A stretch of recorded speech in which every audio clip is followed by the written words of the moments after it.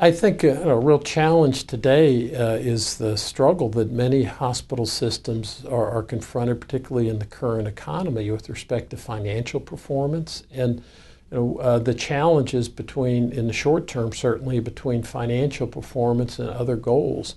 For example, we know that there's a significant relationship between the level of nurse staffing, both the number of nurses per patient, as well as the type of nurse.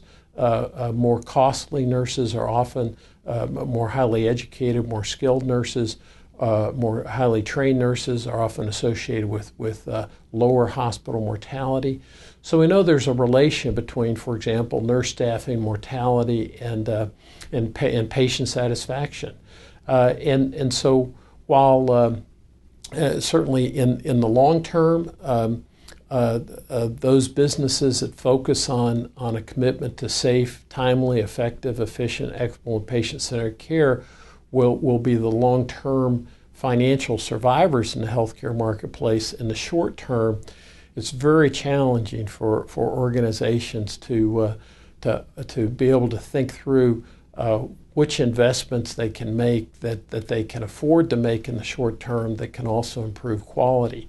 So I think the idea is to find some low-hanging fruit. So a very specific example would be opportunities related to standardizing care. For example, order sets.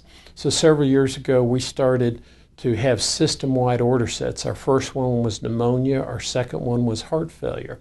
For pneumonia, for example, we found that the number needed to treat, the number of patients needed to be exposed to the order set to save one life was 30. There's actually very few interventions in healthcare where every 30 times you use a particular intervention, you save one life. But more importantly, perhaps with the heart failure order set example, we found that use of the heart failure order set reduced hospital cost, reduced length of stay, reduced readmissions, also reduced mortality. In a DRG-based lump sum payment for a hospital episode of care, that's good for a hospital financially. If one is in a capitated care environment, it's even better given the reduction in readmissions.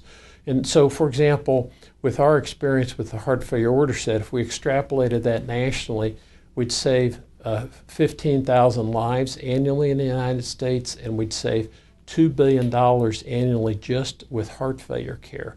So there's huge opportunities for organizations that are struggling financially to improve dimensions of safety, timeliness, effectiveness, efficiency, equity, and patient-centeredness, and their financial performance. But one needs to be very thoughtful about selecting where to start.